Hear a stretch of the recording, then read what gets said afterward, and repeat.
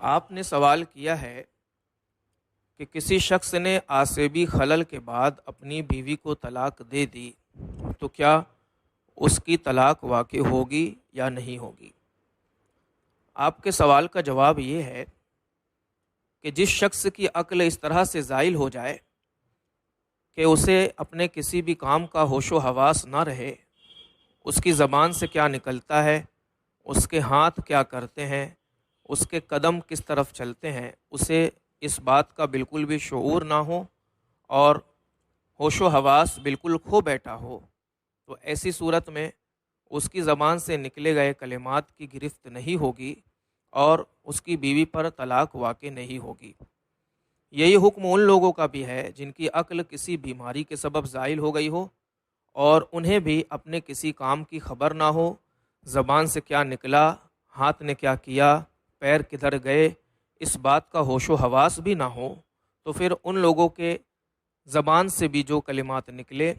ان کی بھی گرفت نہیں ہوگی اور ان کی بھی بیوی پر طلاق واقع نہیں ہوگی۔ مگر ضروری ہے کہ اس صورت میں دو شرعی گواہ گواہی دیں کہ جب اس کے منہ سے ایسے الفاظ نکلے تو ہم لوگ گواہ ہیں کہ یہ اپنی کیفیت میں نہیں تھا، اس پر عصبی خلل تھا اور اسے اس بات کا بالکل بھی شعور نہیں تھا کہ یہ کیا کہتا ہے، کیا کرتا ہے۔ ایسی صورت میں اس کی بات مانی جائے گی، یا پھر وہ خود قسم کھا کر کے اقرار کرے کہ میں نے جب یہ کہے تو مجھے اس بات کی خبر نہ تھی کہ میری زبان سے کیا نکلا کیا نہیں نکلا، لوگوں کے بتانے سے مجھے معلوم ہوا،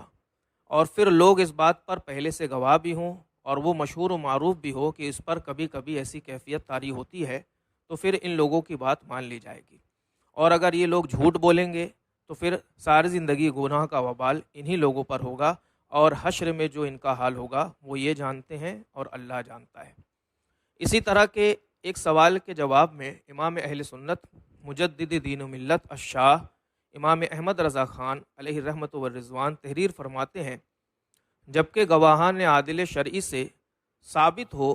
کہ واقعی وہ اس وقت حالت جنون میں تھا، یا یہ معلوم و مشہور ہو کہ